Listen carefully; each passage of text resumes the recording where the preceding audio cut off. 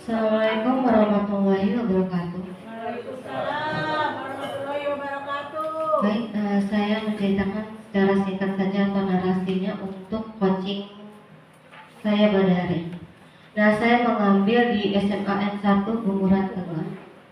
Kenapa saya mengambil? Karena di sini siswa yang di SMA 1 Bunguran Tengah ini motivasi untuk belajarnya itu sangat kurang. Nah, itu sebetulnya tujuan utamanya Bapak Ibu ya. Nah, jadi di sini tujuan saya untuk coaching ini, sebetulnya saya ingin berkolaborasi juga dengan rekan sejawat saya. Bagaimana sih untuk solusi yang lebih baik lagi untuk meningkatkan motivasi belajar siswa sehingga nilai siswanya itu lewat dari KBM-nya. Nah, itu mungkin secara singkat untuk coaching kami pada hari ini. Mungkin langsung saja Bapak Ibu ya. Terima kasih Bu. Selamat pagi Bumi. Pagi Bu Tio. Apa kabar nih? Alhamdulillah baik sekali Bu. Gimana nih? Berpindah dari SMA Tanjung ke SMA Bunguran Tengah. Gimana perasaannya dulu ini? Perasaan saya yang pertama senang karena saya sudah lulus Bu ya. Iya. Sedihnya ada Bu, karena saya dari Ceruk lewat Ranai, lewat Sungai Hulu sampai ke SP. Nah itu sedihnya Bu. Kira-kira saya 1 jaman perjalanan Bu bolak-balik. Itu nih sampai di rumah itu sampai jam 4 lewat Bu. Jam setengah 5 saya baru sampai di rumah. Itu luar biasa sekali. Itu yang ada senang dukanya Bu ya. Perjuangan Bu Umi memang sungguh luar biasa. Itu kira-kira berapa kilometer Bu Umi? 30-an itu ya. Berarti kalau PP 60 ya? Iya. Waduh. Semangat ya Bu Umi. Iya, semangat. Baik Bu Umi, kita hari ini kan akan melakukan sesi coaching dengan menggunakan alur Tirta. Pertama-tama kita akan menentukan apa tujuan dari sesi coaching hari ini. Nah, apa tujuan yang ingin Bu Umi capai pada sesi coaching hari ini? Iya Bu, terima kasih. Nah, tujuan saya Bu untuk coaching ini yang pertama di sini Bu, untuk meningkatkan motivasi belajar siswa Bu. Karena saya mengampu mata pelajaran sejarah. Nah, di mana kalau mata pelajaran sejarah ini apalagi jam terakhir Bu, itu sekitar jam 2 lewat Bu. Itu mata anak itu sudah tertutup kali Bu ya. Sudah ngantuk, sudah merasa bosan dan lain-lain. Nah, itu yang saya ingin gali Bu, bagaimana sih Bu untuk memotivasi siswa itu supaya semangat lagi untuk belajar. Itu Bu. Iya Bu, memang kalau untuk jam terakhir ini memang semua anak itu pada mengantuk ya Bu. Memang kalau apalagi kalau udah pulang jam 3 ataupun jam 4 memang luar biasa. Luar biasa ya. Oke, jadi untuk meningkatkan motivasi belajar siswa dalam pelajaran. Jadi tujuannya sudah jelas ya Bu. Sekarang mari kita identifikasi hal-hal yang nyata yang terkait dengan meningkatkan motivasi belajar siswa dalam pembelajaran Ibu. Apa saja yang telah Ibu lakukan dan apa saja hambatan yang Ibu hadapi? Hambatan saya Bu ya. Iya. Hambatan saya itu kan saya seringnya itu jam terakhir Bu. Itu jam 2 lewat sampai jam 3 lewat Bu ya. Udah sore Bu ya. Nah, jadi anak-anak ini Bu, saya lihat memang udah nggak fokus lagi Bu di kelas. Jadi siswa itu banyak yang sudah mengantuk, ada yang main gadget atau HP. Jadi bagi saya itu PR terbesar saya Bu, bagaimana kita ini dicintai atau dirindukan oleh anak-anak. Bu, kapan kita masuk Bu ya? Nah, saya mau seperti itu Bu, berarti dirindukan sama anak-anak. Oh, kalau Bumi ini masuk, ayo anak cepat kita masuk sama-sama. Nah, itu sebetulnya sebuah hambatan saya itu untuk meningkatkan motivasi belajar siswa dan anak itu supaya fokus saja. Jadi hambatan saya memang ke anak-anaknya itu bagaimana untuk memfokuskan belajar sejarah itu di akhir pelajaran. Baik Bu Umi, memang semua hambatan guru itu adalah ingin anak-anak itu atau siswa tersebut merindukan kita. Ketika kita telat masuk, mereka langsung memanggil kita. Betul sekali Bu Umi, saya setuju dengan Bu Umi. Iya Bu. Baik Bu Umi, sepertinya sudah teridentifikasi ya hambatan tersebut. Wah, sekarang kita akan menentukan tujuan mengidentifikasi hambatan yang terjadi. Nah, apa rencana aksi yang akan Ibu lakukan dalam waktu dekat ini? Kira-kira apa itu Bu? Strateginya Bu ya. Ya, strateginya. strategi untuk anak-anak ini mungkin yang pertama Bu, saya di sini membuat adanya strategi pembelajaran yang kreatif dan interaktif Bu. Yang kedua di sini saya akan membuat metode yang bervariasi. Di mana metode yang bervariasi ini saya membuat adanya diskusi kelompok, sudah tuh presentasi. Nah di sini saya mau membebaskan kepada anak Bu. Saya silakan kepada anak-anak itu untuk membuat makalah atau PTT Bu. Nah itu yang saya suruh anak. Jadi sehingga per kelompok itu ada yang membuat makalah, ada yang membuat PTT. Nah jadi di situ kalau untuk presentasinya kebanyakan siswa itu sekarang sudah menggunakan PTT, itu menggunakan Canva. Jadi itu sibuk strateginya. Strategi yang ketiga di sini saya otomatis saya bisa berkolaborasi juga dengan rekan sejawat saya untuk memberikan inovasi atau motivasi juga kepada saya untuk metode atau strategi yang lebih baik lagi untuk mengajar mata pelajaran sejarah. Baik Bu Umi, bagus sekali rencana Bu Umi. Kira-kira nanti seandainya strategi Bu Umi terrealisasi, nilai berapa yang ingin Ibu capai dari 1 sampai 10? Kalau ditanyakan Bu, saya ingin nilai 10 Bu ya. Wah, tetapi di sini Bu saya karena melihat keadaan sekolah, udah itu aset yang ada di sekolah juga Bu, termasuk di dalam kelas, termasuk di luar kelas juga. Saya kira-kira di 7,5, harus 7,5 jadinya Bu ya. Iya. Bagus sekali Bu Umi. Selanjutnya itu komitmen yang ingin Ibu dapatkan atau ingin yang Ibu jaga itu apa kira-kira? Komitmen saya tadi kan saya sudah membuat strategi Bu ya. Mungkin di sini saya pertama strategi yang saya akan terapkan Bu, karena sudah membuat strategi tadi. Yang kedua di sini saya mau evaluasi karena nilai-nilai anak ini juga berpengaruh Bu. Dengan mereka ini bosan, tidak semangat untuk mengikuti pelajaran, jadi nilainya pun bermasalah atau berpengaruh juga Bu.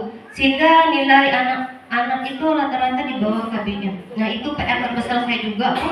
Nah itu tadi Bu, strategi saya yang ketiga di sini saya mungkin saya berkolaborasi juga dengan rekan sejawat dan orang tua siswa. Jadi orang tua siswa ini harus tahu juga Bu bagaimana siswanya ini untuk proses pembelajaran di dalam kelas.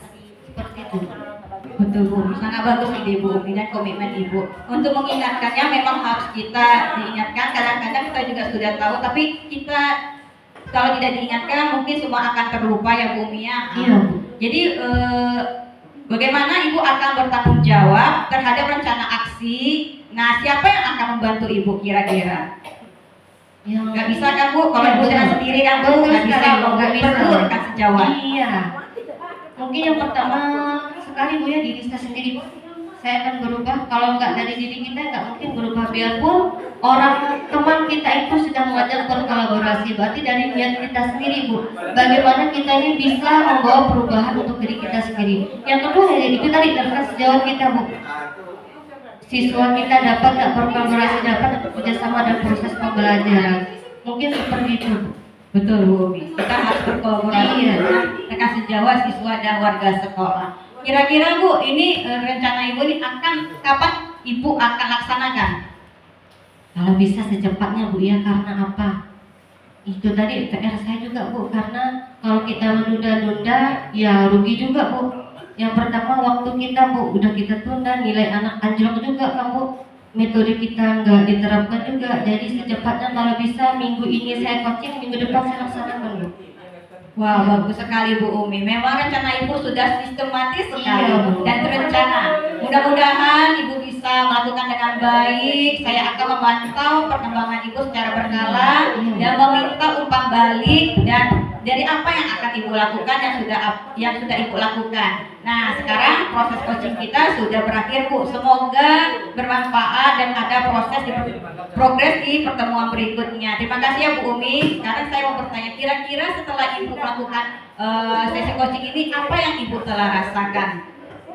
Yang saya rasa Bu, mungkin kemarin awalnya beban Bu ya, karena tidak bisa menceritakan hal-hal yang bisa membuat kita ini stres juga ke anak Bu ya. Tapi setelah saya coaching ini beban saya ringan Bu, karena beban saya sudah saya ceritakan sama Ibu.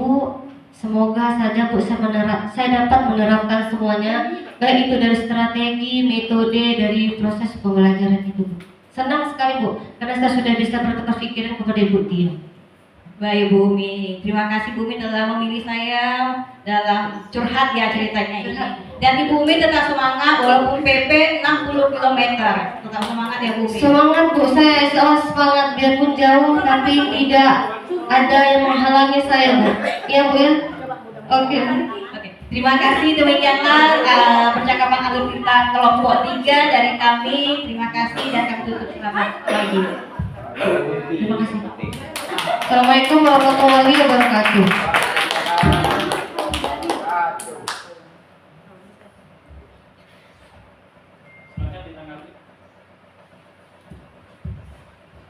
Ya Bu Sri, semangat Bu. Benteng.